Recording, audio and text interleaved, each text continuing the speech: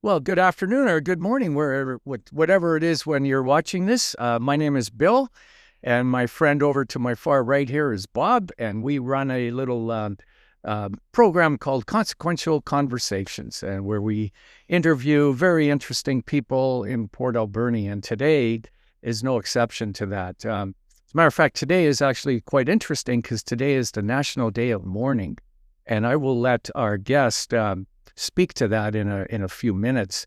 But anyways, he's a very, very interesting guy. Where we are located today is a place that most people in Port Alberni don't even know exists, and yet it's a university right here in Port Alberni, Pacific Coast University. And so we'll learn a bit more about that here today as well. So anyways, I'll turn it over to Bob.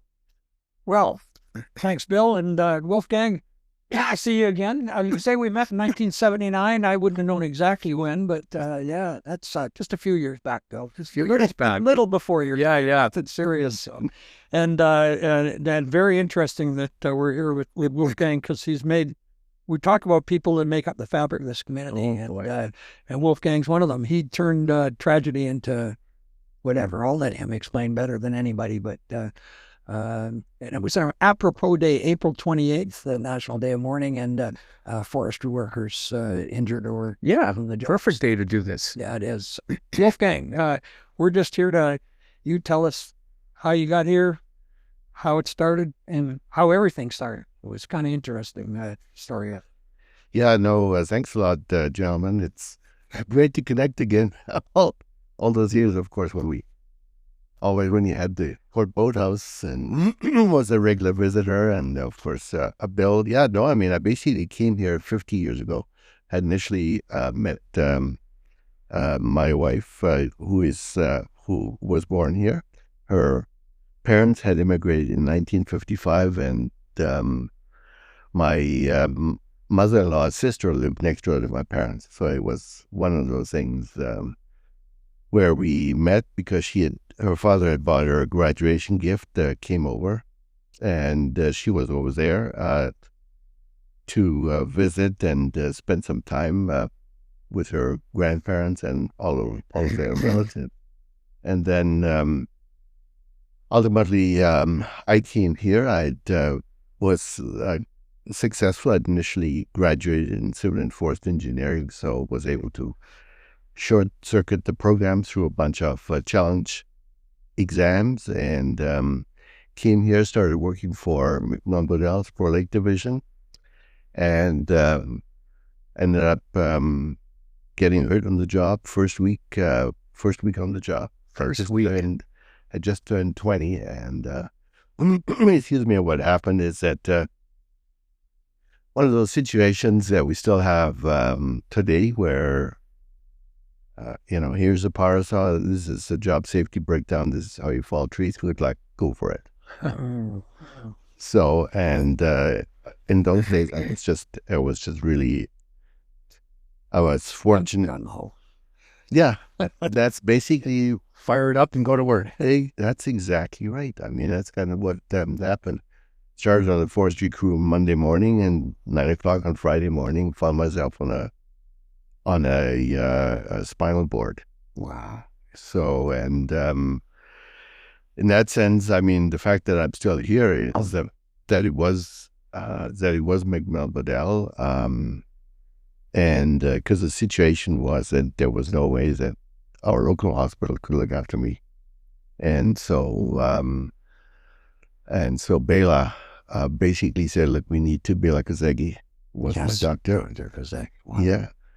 Basically said, look, we need to get you to the acute spinal cord unit in Vancouver, which had just opened. It was the only spinal cord unit in Western Canada, and it was located at Shaughnessy Hospital. Yeah. And then the challenge was that the Labradors, instead of the cormorants, they had the Labradors. You remember that? Yeah. Yeah, they were up north on mission, and buffaloes were gone as well. So there was no way, and getting an ambulance across on a ferry was not an option because they would have Lost it. yeah, they would have lost it. And so a fellow was at either of you might know Murray Pearl. He was the HR manager for Sport Lake Division. Basically got on the horn and said, look, we'll get one of our FIFTs helicopters. And so then basically we didn't have a helipad in those days. So they cleared the parking lot. And then it was a jet ranger. So they 15 minutes later came in and configured in such a way that the back seats come out. Yeah, it difficult, but it does. Yeah, it does. You remember all of this? Like you were coherent? Oh yeah, very consciously. Cliff Schwenk possibly would it might have been the pilot, but you never know. Would that have been the marshalling yard parking lot? No, the parking lot at the hospital here. Oh, at the hospital here. Yeah, you got that far. Yeah, Ben Schieffer. I mean, I was just lucky in that. Kind of always factored into what we're doing. I mean, you might remember Ben Schieffer. He was he was the most highly qualified first aid attendant, I guess we call them, paramedics. Yeah. And today, in terms of that, he had a AA instructor ticket and knew what to do, and had great equipment. Took me to the hospital where they ran the X-rays and did tests. Yeah, final theory. And so then basically got a straight vector into Shaughnessy Hospital. Landing at the airport was not an option. So you guys know Shaughnessy Hospital is right outside of Oak Street. Yeah. And the emergency entrance is on the lawn facing Oak Street. So VPD shut down Oak Street in order for the helicopter to get down. And that's basically what... They're still here today. That's amazing. That's the part. So that was 1979 then? That was... the accident was on June 24, 77. Oh, it's 79 is when we first... met. Yeah. I see. Right. Okay. After the accident. Papa 77. June 21st, 77. Interesting. In those days, I had a good friend who was a faller at Sport Lake Division, and he taught me, and I thought I can fall trees. And I felled quite a few trees on my property at the lake, including some alder and maple. And every type of tree has a different manner about it. And after his accident, Spud gave me a whole bunch more information. I still felled trees, but he talked more carefully after his accident. Eye-opener for me at that. Yeah. Who I thought I was invincible to. Oh, of course. Yeah. 20-year-old. Yeah, of course. That's kind of what happened, It was a 50-foot alder, about a foot that he found. And so, so then I ended up, spending 2 months in the acute spinal cord unit. Was pretty unstable break, so surgery and steel rods, which, to this day are a significant challenge because, today we use flexible rods. In those days was 8-inch steel rods. And I say to folks, look, what you have to imagine is like you put an 8-inch spike into a garden hose. Yeah. That's the flex. That's exactly, that's exactly what happened. Wow. So, and, then spent some months at GF Strong. Then came back here. Always wanted to get back to work, and then it was a question, because of my background, that I could be working in administration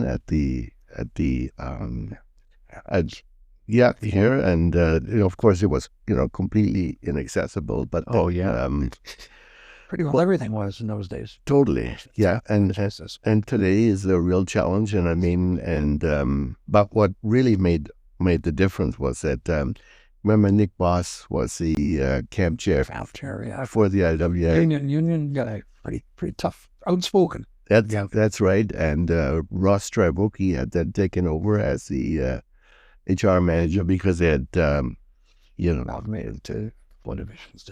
That's right. They amalgamated Tash, Taylor, and Coos into Sport Lake Division. And so Ross had become the HR manager, and Nick said to him, he's going to go back to work. This accident is your responsibility, strictly. Yeah. And even though, of course, legally it's not because it's our no-fault system. Yeah. But Ross said, yes, we are responsible for this accident. And then after that, the training changed. Anybody on the forestry crew spent 2 days with the fall. Yeah. Very important. Very important. Yeah. Prior to that, even nothing. But it's interesting in this conversation because I've been reading the hospice book, the interviews of all the old-time loggers in the valley here, and it was telling you earlier, I bet you at least half of the loggers interviewed in there got injured on the job, and some of them killed on the job. Some friends killed on the job. They had interesting things, putting people on a speeder and bringing them up from Franklin at the end of the day. Or waiting for the boat to come up the inlet, the crew boat to come up the inlet. Can't stop logging. It's too valuable to look after somebody. But how many were injured or killed on the job that then couldn't go back to their regular way? Yeah. And then in 72, when they changed the falling rules to day rate, seniority, a lot of people went falling a high dollar thing with minimal training. That's right. Seniority, but minimal training. Yeah. I mean, that's how it went. Every 12 seconds behind you there. That's how he got hurt. He was a graduate forester, and had been a faller for 25 years, and he was a widowmaker. Yeah. That came down. Well, I had this experience 3 days ago. I had 2 big cottonwoods, and one of them was pretty bad. A lot of broken branches hung up in it, sitting up in the other 2 trees. And I still think I could fall trees, and I have a saw that would do it, and wedges and all this stuff. And another friend, a logger, Dale Vanderhook, stopped over. He was DWD logging. That was Dale, Wayne, and Dave. Wayne and Dave both got killed logging. Dale's the only one at DWD still alive. He stopped by to pick up a boat trailer that he had stored at my place. And I said, I'm thinking of falling that. He says, get a professional. And I got Leon Gallic, a danger tree fall that came the other day. Yeah. And we all watched it. I've got it on video.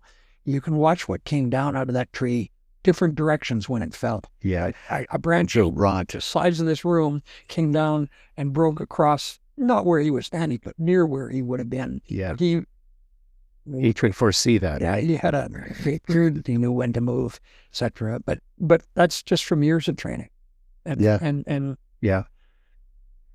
experience. That's right. Yeah. So in this case, Swen, he hadn't got back to work, but after I went back, and Spur Lake, was completely inaccessible, and but with the level of commitment, that's what I keep saying. It took the engineering crew a couple hours to figure out how to build access. You had a construction crew in those days. It took them a week to build the ramps and get the washroom accessible. Swen went back to work, and his wife had committed suicide because she couldn't deal with that. Really? Yeah. And that's here, right? He was from here. Oh, yeah. I've expressed that as a caregiver at first, and then an assistant, and that it's a lot of work for anybody. Wow. And they had been.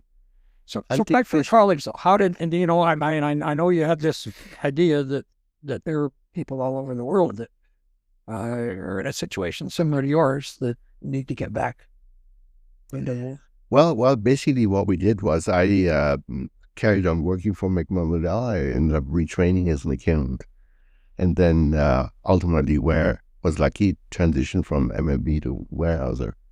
And how the university got started here is really that we had created the National Institute of Disability Management and Research. We physically owned a chunk of the college. That one size of the wing.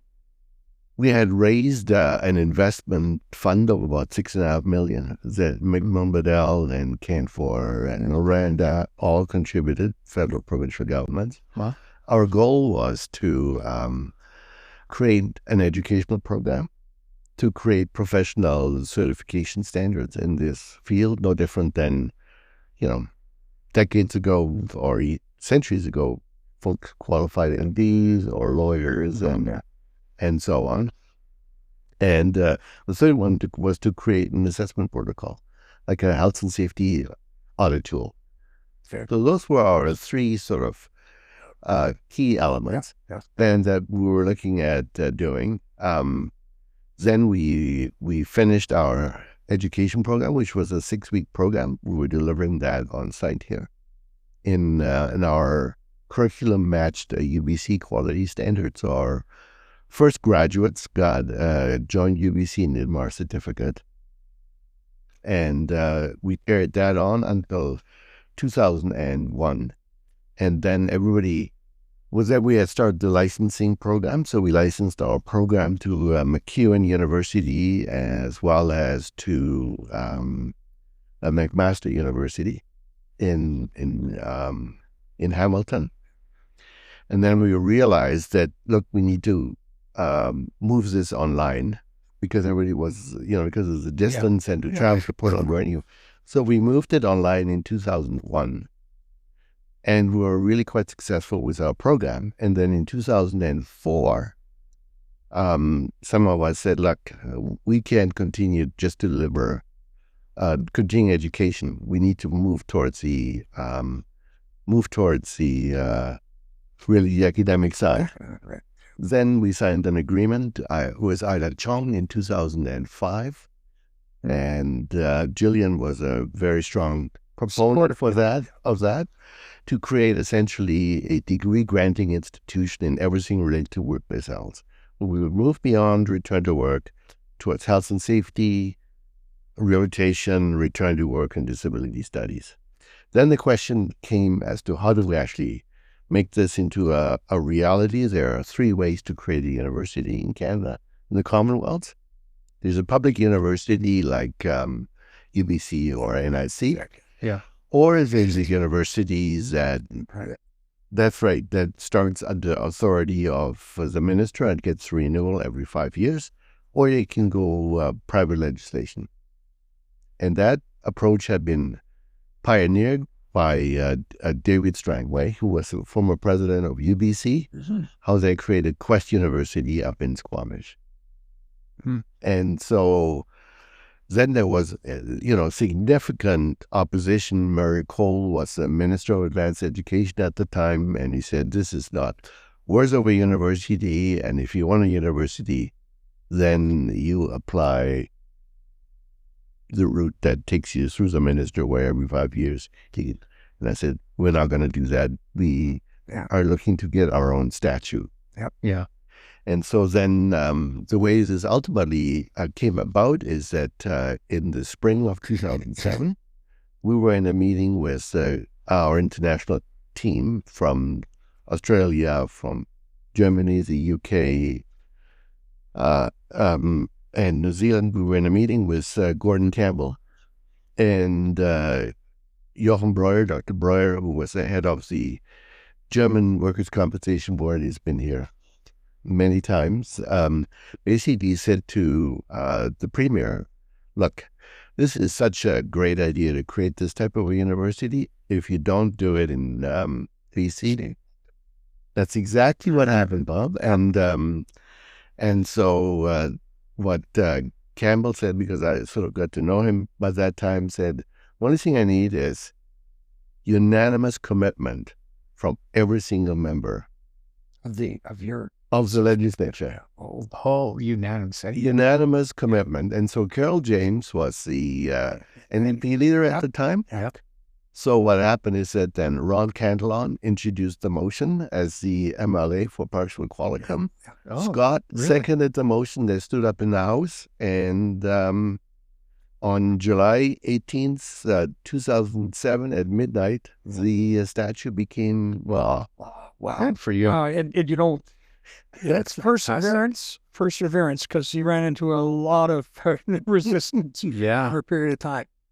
If anything, I could tell you, he's You gotta be, though. You gotta be. Oh, Let's it's get a something. collective effort with so many individuals that were supportive. And then, of course, what's the question that we'll fast forward? The question of you can't offer a degree until you actually have a physical facility. yeah. Oh, Brick and mortar. Really? Yeah. Yeah.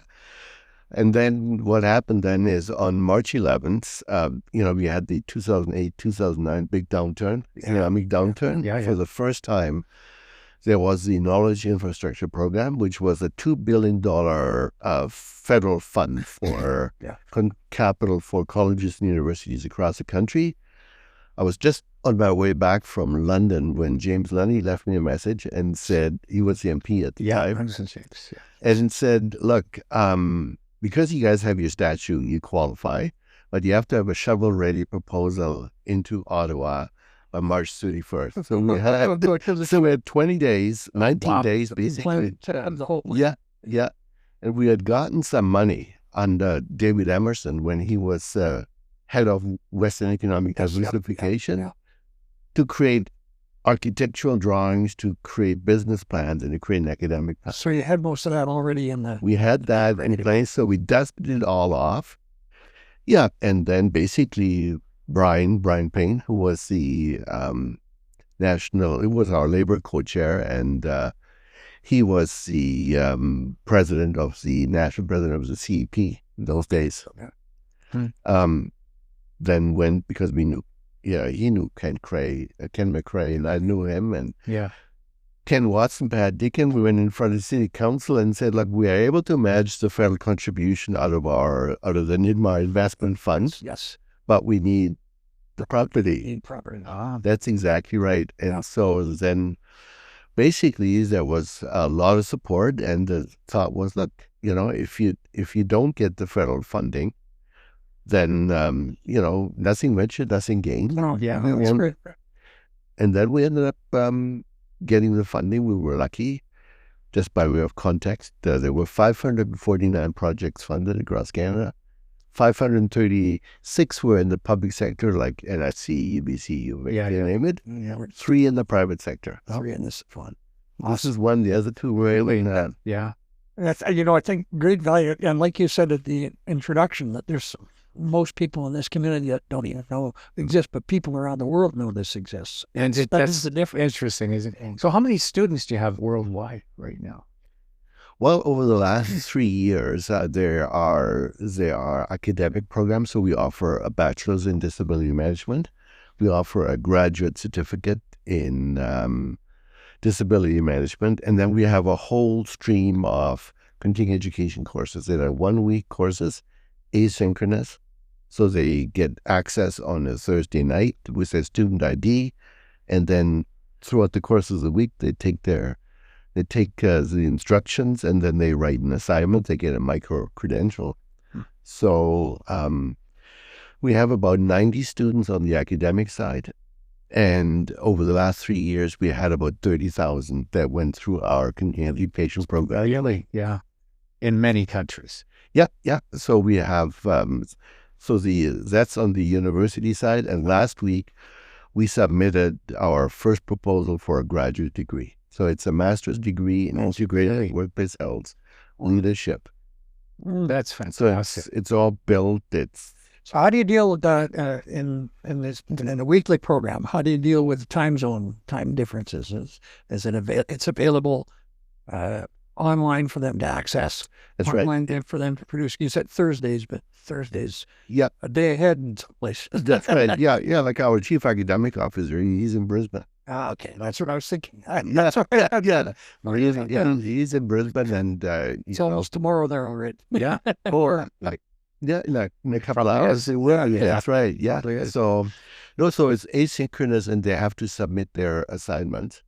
And so the way it works with Life Labs is like we are running now for the 5th time. It's been hugely successful. A 3-week course on AI in disability management. Mm-hmm. So we have we have 4 major AI projects on the go that we got funding for. Wow. which are all sort of a bit, yeah, very much on the cutting edge. Cutting edge on the front edge there. That's Really? right. Yeah. Wow. Yeah. So that's so for the Life Labs, like for Malaysia, there's a group of Malaysian students, and the AI course will be offered starting in May for all of the WCBs in Australia. Mm. So for the Life Labs, it's strictly time zone. So we're going to back up a little bit here. Wolfgang, when I met him in '79 and living in the lake, he built a house up on the hill above the lake, and he loved the lake and the water and the dock and had a boat and all that sort of stuff, and traveled up and down from the house on the hill to the lake on a pretty regular basis. He really enjoyed the lake. Family enjoyed the lake. A little more about the community, and you know, the university's wonderful, but just life in the community. Well, we still live there. I mean, and the reason that we live there is probably one of the reasons why Still why here. this place is here. So it's a great place, and we have a lot of our international visitors that come here. And prior to COVID, we were running summer institutes here. And we are actively, we just recently recruited a director for our continuing education division. So who came from VIU with all the downturn in the post-secondary sector. There are lots of interest. That's exactly right. Yeah. So we're going to rebuild that in a very, very active way. And that's... in our interviews with Tom McAvey, talk about continuing education advisor, the people that come to town, whether it's the Bulldogs or other people who takes the parents and that out and to the lake, and it really gives us, we got a leg up just having Sport Lake out there. It nice place to visit. Oh, for sure. Yeah. And I think it's a value, and it's a reason some of these people that could have gone elsewhere maybe have even been almost solicited to go elsewhere have stayed here. Yeah, that's important. Well, in the long term, you're absolutely right. We did sign an agreement with the city in terms of a memorandum of understanding in terms of excellence in destination education. So the model that we are looking at, or that we looked at, is similar to Cook University in Queensland, where the model is where research meets the reef. Or in the same ways that you've got Barrett School of Business, right, where you combine that. So the model that we had used, and we're going to rebuild that now, is we had four on-site summer sessions prior to COVID. And so the classes are Tuesday, Wednesday, Thursday. So people come the weekend before, and then they stay the weekend after. Yeah, so you get midweek and build up. That's right. And there was tremendous interest. And this community is an hour away from everything. It's the center of everything in some ways. From Nanaimo to Tofino to Manfield, perfect location to Mount Washington. I mean, you can just what a facility this has too, and this is right in the middle of it. And in a beautiful location. I don't know how much access you have down into Roger Creek in the lower part. It's beautiful, that trail. It's not 4-wheel drive. No. But at some point. Yeah, no. So that's kind of what our long-term goal is. So what we'll be able to do is with the masters. Once we have approval for that, and which is quite a process, but our academic folks look after that. We're hoping to also then draw from it graduate certificates, graduate diplomas, so you can ladder and then do a lot more. There's a facility, downstairs. I mean, our lectures here. I think you saw it when you. I did. Yeah. I've never seen it. No, I'll show you. Yeah, years ago I saw it. That's right. When you guys came, and it's ideal for that. And when you talk about a master's certificate, I was on school board for 5 years as a trustee, and we found, especially teachers and administration, were always trying to upgrade to a master's degree because it changes pay scale. Okay, if that can be offered where they didn't have to go to Bellingham in the summer or things like that, as many did, could be a great value and add to the equation here. And teachers learning a little more about workplace safety and everything else. There'd be nothing wrong with that at all. Yeah, so I went in, like I said, last week on Monday. So it's like a 300-page. Wow, could allow with that. Donna Brett and I, years ago, after a workplace accident at the Lady Rose, where a young fellow working there in the summer had trouble with it. Something fell off the forklift, anyway, Donna and I looked into this thing called Heroes, and it was a program that was available, a group that went around and put on accident. There's no such thing as an accident. Yeah. There really isn't. Everything is preventable. Yeah.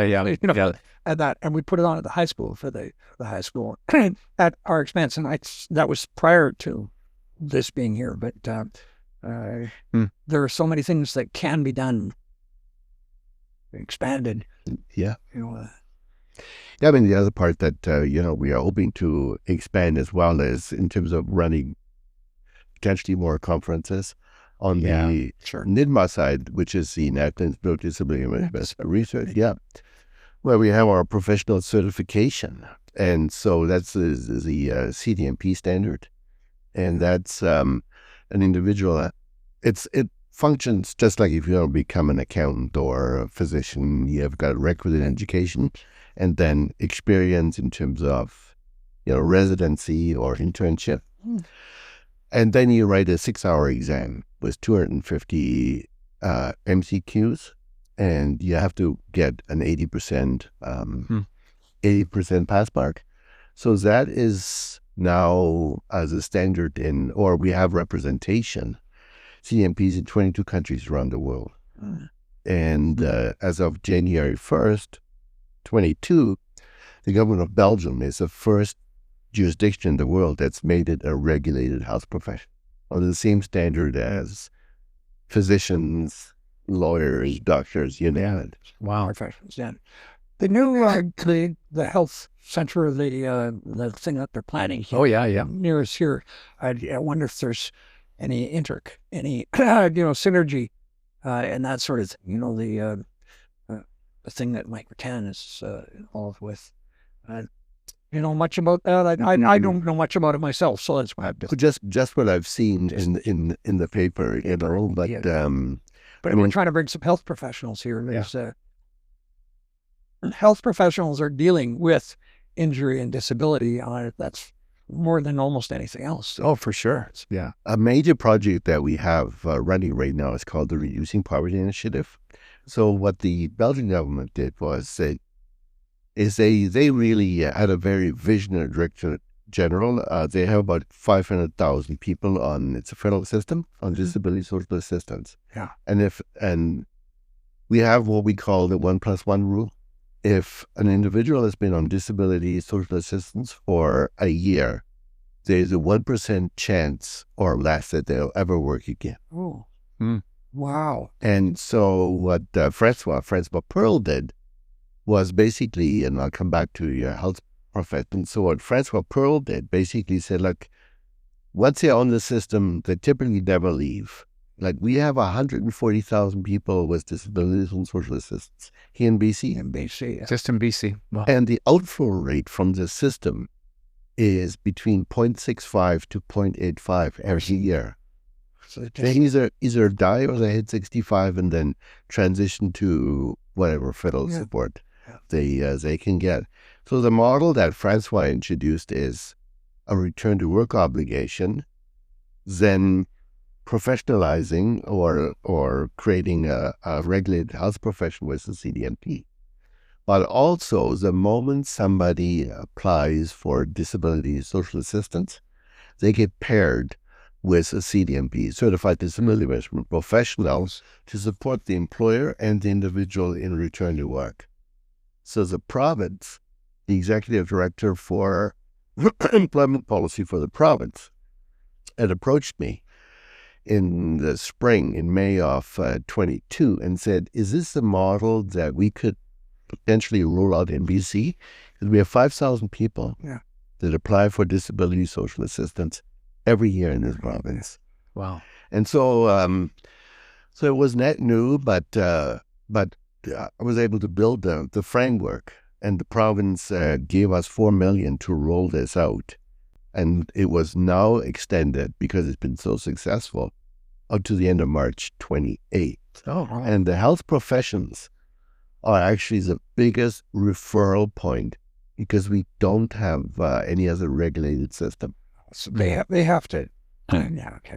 And the referral point comes because so many of them sees the individual, sees the fact that, look, that person might never go back to work, and we've done, all medically that we can do for them. Now you have to do things. that's exactly right. Yeah. And identify opportunities.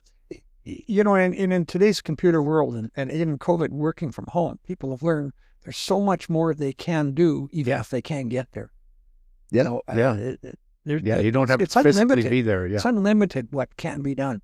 And voice, you don't have to even have, you could be a double amputee and still Be operate, functional. Yeah. operate Yeah, a yeah. computer. And, it's Pretty fascinating, really. it is. I mean, a really good example on that, on that note. So the program is running here in BC. It's great, and we've got the national steering team from across coast to coast, and it's really trying to stay attached to the workplace as opposed to being moved to the margin of society. Yeah. Yeah. Sure.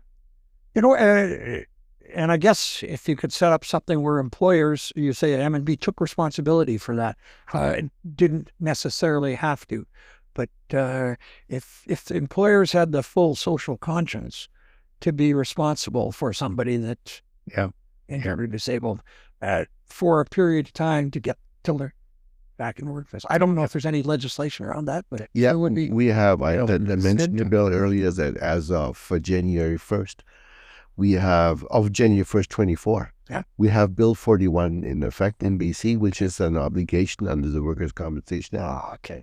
I was unaware of that. Yeah, that an employer was more than 20 employees has a 2-year return to work obligation. If you have less than 20 employees, you have the duty to cooperate. Okay. So to try to figure out a way to get the individual back to work. Yeah. That's excellent. A really good example of how important, employment is and social determinant of health is one of our board members, who you may have met before, Lance Blanco. I know the name. Yes. Lance Blanco was a vice president. I didn't know him before. Was a vice president at McDonald, and then he became a senior vice president at Weyerhaeuser. He reported to Craig Neeser. Mm. And then he became the CEO of Hardwoods Distribution, which was a building materials distribution arm of MMB and from MMB Weyerhaeuser. Yeah, it was a $1 billion business. And in July of 2014, mountain biking up at Whistler, he went over the handlebars and became a quadriplegic. Mm. So partial, not complete, but very limited hand function. And so because he had reported to Craig Neeser, remember Craig? I know. Yeah. He was a senior vice president for MMP here, and then he became the president of Weyerhaeuser, Canada. So Craig basically went to see him every weekend at GF Strong, took him around the block in the wheelchair. And Mike Cass was the HR manager at Franklin at one point, and then he became the HR manager for Island Timberlands, and then Weston afterwards. Reached out to me and said, look, this is what happened to Lance. And so I established the link, and then he was ready to retire. And Craig said to me, look, what message should I pass on to him? And it says, tell him to get back to work. That has to be the ultimate goal. Yeah. 40 years is the same age as me, 40 years of experience. He is Senior Vice President for Strategic Planning for Dendra, which is now, after a bunch of mergers, is now almost a $3 billion business. Oh, really? And so, You don't want to waste that experience, that knowledge. No, it's still there. Because it's all there. there. Yeah. But it's gone from, well, I'm not going to go back to work today. When we chatted yesterday, it was like, what else would I do? When you've got limitations, you can go and get a bunch of mulch and do all those things. But, when you're in this damn thing and... It's still, well, I absolutely laud what you've done and what you do. What this specific Coast University does, I think it's real value. Needs more.